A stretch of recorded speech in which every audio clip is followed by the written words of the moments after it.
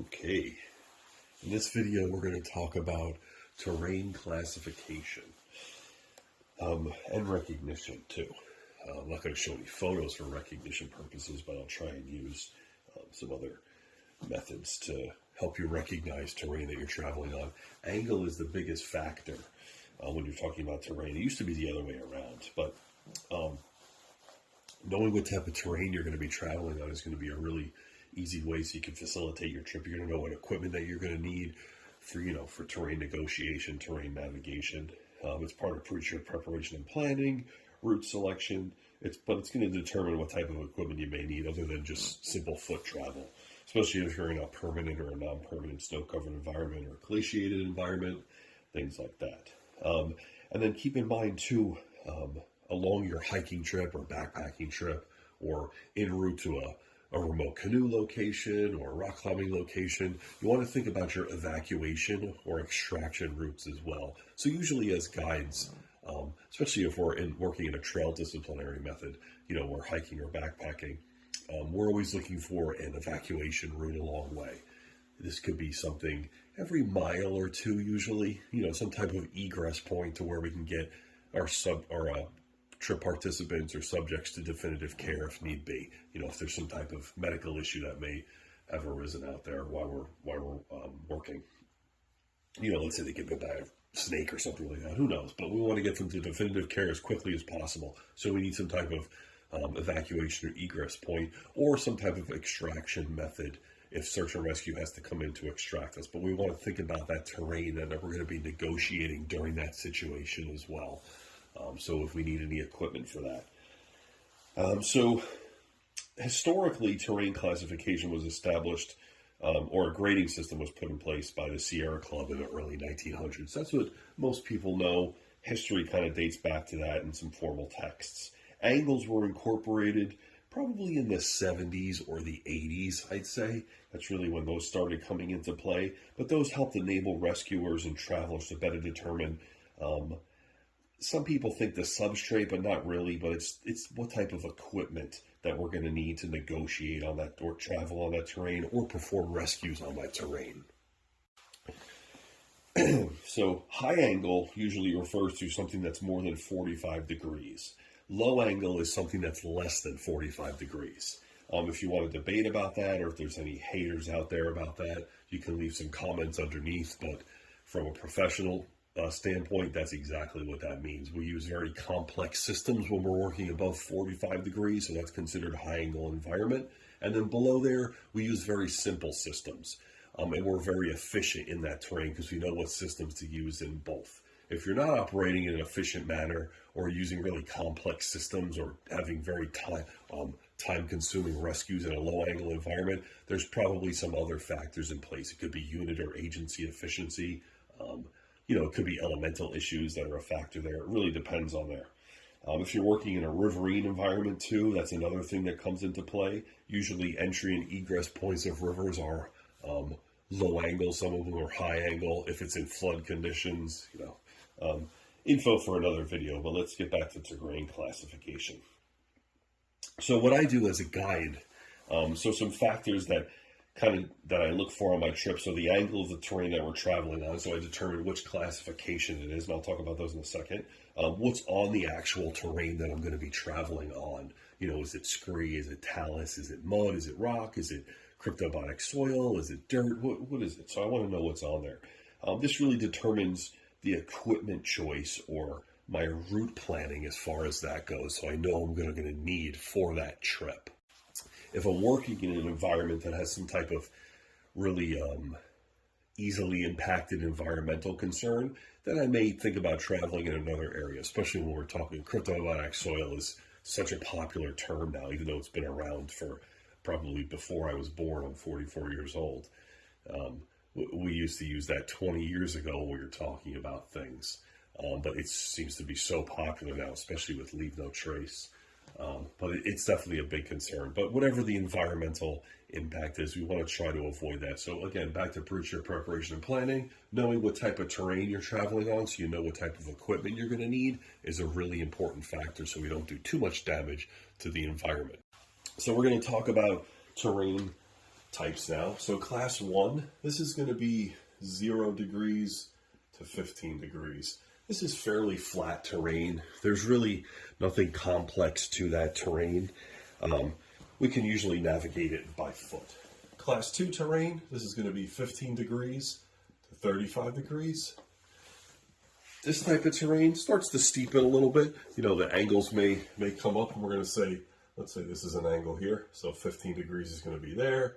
You know, maybe 35 degrees might be a little less than that. So it's going to increase an angle a little bit. And the substrate may start to change, but that's really not a determining factor. It's more so the angles that I mentioned in the beginning of the video. Class 3 terrain, this is going to be 35 degrees to 45 degrees. This is all still low angle terrain.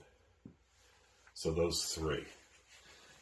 Class 3 terrain, sometimes we may need to use our hands to gain upward, downward, or traversing progress. Really depends. You know, this could be a talus field we may need to scramble to. If there was an injury in class 3 terrain, there could be potential, or a fall in class 3 terrain, I apologize. There could be some potentials for some pretty significant injuries. Confidence roping is something that we usually employ or deploy in this environment in class 3 terrain.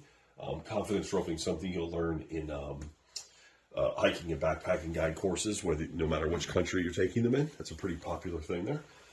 Class 4 terrain, this is usually 45 degrees to 60 degrees. This is where we're starting to get into the high angle terrain. So I'll put that on the side there, high angle, excuse my chicken scratch.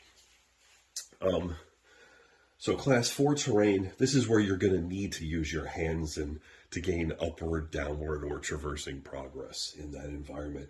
Various different roping methods are used in class 4 terrain. It really depends on what is on the ground in that type of terrain, but we use confidence roping, short pitching, short roping. Those are some pretty popular terms that we use in there, but a fall is going to cause some serious injury and potential death in that environment. Helmets are always a good idea to use in there. Some roping methods or things we use, so traveling transient or running belay style anchors are sometimes used to mitigate fall potential, you know, in that environment, or to avoid any hazards. When we get into class 5 terrain, this is, again, high angle terrain, so this is going to be 60 degrees plus. This is, if people are familiar with this, this is usually classified out in a micro form with the Yosemite decimal system, which if you're familiar with that, that's 5.0, and I believe it goes up to 515C now, or D, I forget which number it goes up to, but it gets pretty microed out in there for classification. This is normally called rock climbing or pitched style terrain. You know, we're using features or micro features or even macro features on the rock itself to gain progress upward, downward, or traversing in any way, depending on what our trip goals are as far as that goes. Anchors are always used to protect upward, traversing, or downward progress in this environment. The terrain is negotiated using features, like I said, on the rock for ascending or traversing purposes, descending. Specialized equipment is used in this classification, class 5. So we're looking at class 2 harnesses, helmets, ropes, anchors, belay systems, things like that. They're just used to safely and efficiently navigate that terrain type. And we're also, most of the equipment is, you know, UIAA or EN rated, CE rated, really depending on which country you're in. There are some international standards there. So class 5 type terrain. This is, again, high angle terrain. Rescues in this environment require a lot of skill. So we're looking for a mountain rescue team or an MR unit. That's really important. And a credentialed MR unit, not some rogue team. There are a lot of rogue mountain rescue teams. Just because somebody has a t-shirt that says mountain rescue on it doesn't mean that they're a mountain rescue team. It takes a lot of teamwork there. Class 6 climbing, this terminology really isn't used so much. Most people have called this aid climbing. That's more of a historic term. Big wall climbing, that's another one.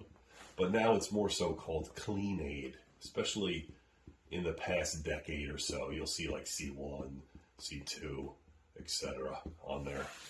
This is where we're using our actual equipment to gain progress up the rock, whether it's upward or ascending, descending, traversing, whatever it may be. But we're using different types of equipment across the rock. So we're putting anchors in more frequently than we would in Class 5 terrain. It really depends on the route. But usually in Class 6 terrain, it's usually every body length or something like that.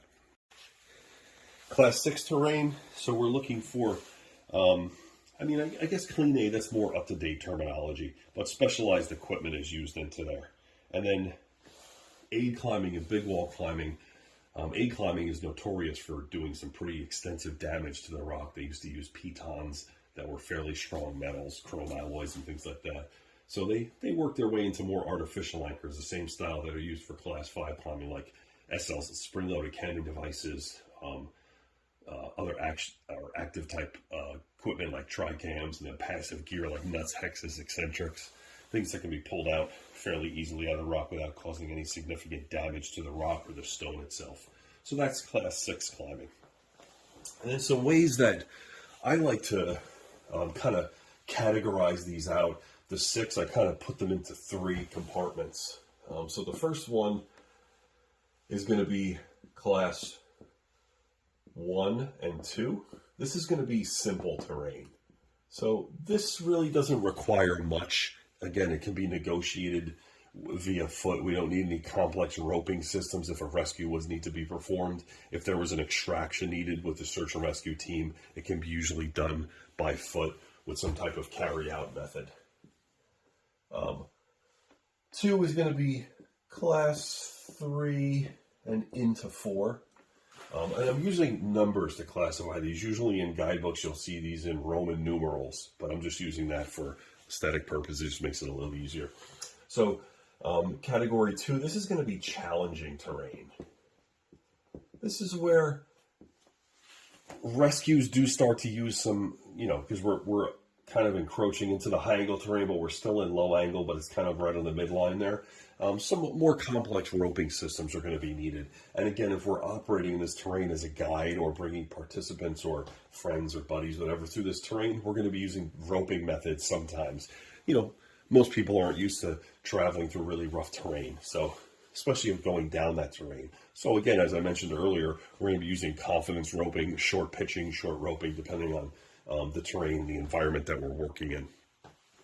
So this is going to be challenging. And then as far as rescues go, normally we're going to be putting together roping systems, especially if there's some type of span to go over, like a riverine environment or a canyon, a talus field, something like that. So the rope systems could get more complex. So we're going to call that challenging.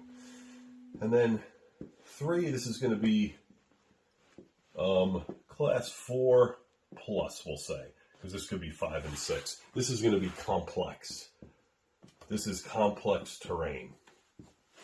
Everything in that terrain is complex. So this is going to be, the end of Class 4 and then into Class 5 and 6 here. So we're using specialized equipment. So that's why we call that complex. Rescues in that environment are extremely complex. We're going to be using various different roping methods. You're going to need an actual credentialed MR team to come in there to perform a rescue in that environment. So that's a really simple way that we use to classify the terrain that we're traveling on, and then we kind of incorporate that into the environment. And there's other factors we use there, but this is just a basis of there. So you can use, the class system here into the 6, or we can just bring it down into 3, just kind of simplify it out. This is more so what we use in government contract work or rescue work. And then over here is what we more so use where we really want to identify the route in more of a micro fashion. So we use this more so in guiding or traveling through the environment. So that's terrain classification in a nutshell.